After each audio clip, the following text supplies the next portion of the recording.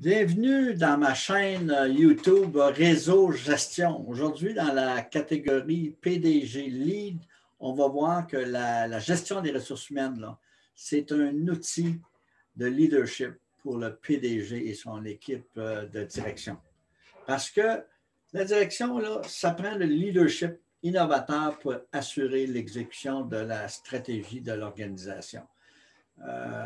C'est ça les principales raisons du succès d'une organisation. C'est le leadership et le courage managérial. En effet, il ne s'agit pas juste d'avoir une stratégie pour atteindre nos objectifs d'affaires. Il faut en assurer l'exécution avec l'équipe de direction et toutes les ressources humaines qui font partie des équipes de travail. Il faut innover et engager toutes les ressources à fournir un effort nécessaire. Donc, il faut retenir que l'innovation et l'excellence en gestion stratégique des ressources humaines, c'est un investissement rentable sur le chemin du succès d'une organisation. En effet, comme on vient de le dire, la gestion des ressources humaines, il faut le comprendre, c'est un outil de leadership du PDG. Le chemin du succès pour une organisation innovante débute avec une stratégie de gestion des ressources humaines au soutien de la stratégie d'affaires. C'est le moyen privilégié pour le leader de s'assurer de l'exécution de ses plans. La réalité des PDG, il est souvent confronté au choix des bons moyens pour assurer la croissance et la productivité de son organisation. Au Québec, la profession de conseiller en gestion des ressources humaines, CRHA, est reconnue par un ordre professionnel qu'on peut consulter dans leur site web ordrecrha.org. Donc, le système de GRH, c'est une source inépuisable d'innovation qui peuvent contribuer à la productivité et à l'alignement stratégique de la culture de l'entreprise. Donc, innover dans la direction d'une organisation, ce n'est pas simple.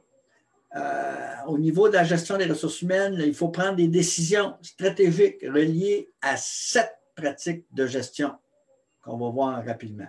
Premièrement, le recrutement et, évidemment, la sélection des meilleurs talents créatifs disponibles sur le marché. C'est la base, on ne le dira jamais assez souvent. Deuxièmement, l'organisation systématisée du travail pour exécuter la stratégie d'affaires. Ça nous prend des bons processus d'affaires. Troisièmement, l'intégration réussie pour l'obtention d'une productivité rapide et la rétention des employés. Ce n'est pas tout d'aller chercher les meilleurs, de réussir à les embaucher. Il faut réussir à les intégrer rapidement pour qu'ils deviennent efficaces et surtout les retenir une fois qu'on les a bien intégrés. Finalement, un autre élément, implantation d'une stratégie de reconnaissance et de récompense pour s'assurer de l'engagement et de la participation optimale des employés. Donc, il faut reconnaître le travail qui est bien fait, il faut avoir un système de récompense, pas seulement monétaire, non monétaire, pour s'assurer que nos employés vont demeurer engagés dans la productivité et dans le succès de l'entreprise. C'est pour ça que la formation et le développement continu des compétences des talents créatifs, c'est fondamental. On ne peut pas juste prendre pour acquis qu'ils vont avoir toutes les connaissances, toutes les expertises qui se développent rapidement, souvent dépendant de l'industrie dans laquelle on est. Donc, la formation, développement continu des compétences, c'est obligatoire. Ça nous prend aussi une stratégie de communication continuelle et transparente qui inclut un mécanisme de feedback bidirectionnel. Donc, il faut aller chercher les deux côtés de la communication. Donc, sondage de satisfaction et d'engagement des employés que par la suite, on va revalider avec les employés et trouver les moyens de les engager pour trouver des solutions pour régler les problèmes existants. Finalement, ça nous prend un enrichissement continu de la culture organisationnelle innovatrice pour avoir un climat de travail productif. Donc, on ne dira jamais assez souvent, l'innovation et la croissance et la créativité, c'est ça qui produit l'efficacité de nos organisations. Tout ça, dans le fond, on pourrait le revoir d'une autre facette. Ça nous prend un modèle de gestion stratégique des ressources humaines dans l'organisation. Et on peut identifier 4 aires prometteuses d'intervention en gestion stratégique des ressources humaines. Ce sont les suivantes. Premièrement, la structure et l'organisation du travail. C'est bien beau avoir des plans, mais il faut s'organiser pour les exécuter. Deuxièmement, un système et des processus de décision et de gestion participative. Il faut que les décisions qui supportent l'exécution de la stratégie se prennent de façon efficace, en impliquant idéalement les employés. Un système de récompense, on mentionné, et de reconnaissance et de gestion de la performance. Donc, il faut vraiment avoir à l'œil les ressources, puis avoir un bon système qui récompense les bons coups et qui les reconnaît et qu'on gère la performance en donnant du feedback continu là, par des mécanismes appropriés.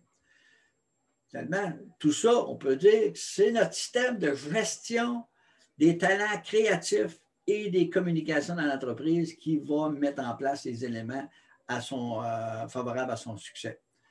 Donc, évidemment, ce modèle de gestion-là, de gestion stratégique des ressources humaines, va toujours intégrer les 4 éléments de base de la gestion d'une entreprise. C'est quoi sa vision? C'est quoi sa mission? C'est quoi ses valeurs? Et c'est quoi les objectifs, les résultats qu'elle veut atteindre? Donc, le rôle proactif du PDG, c'est l'élément clé pour assurer la pérennité et la croissance de l'entreprise. C'est en s'occupant en premier lieu d'avoir les meilleurs employés engagés qu'il pourra satisfaire ses clients. On oublie toujours ça. On satisfait les employés en premier et on va s'assurer qu'on satisfait les clients.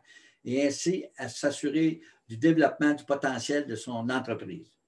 L'innovation, c'est basé sur la créativité et implique plusieurs heures d'intervention pour le PDG qui veut développer une culture d'innovation. Il faut le rappeler, c'est le PDG qui est l'architecte de la culture organisationnelle et si on la veut innovatrice, c'est lui qui doit être le leader de ça. Abonnez-vous à ma chaîne YouTube Réseau Gestion pour la suite des prochains épisodes. On peut aussi suivre Réseau Gestion dans mes groupes privés, autant dans Facebook que dans LinkedIn et aussi sur mon podcast Frenette Management, Réseau Gestion, qui est disponible là, sur la plupart des chaînes de diffusion importantes, Google Podcast, Apple iTunes, Stitcher et Spotify. Là-dessus, je vous souhaite une bonne journée.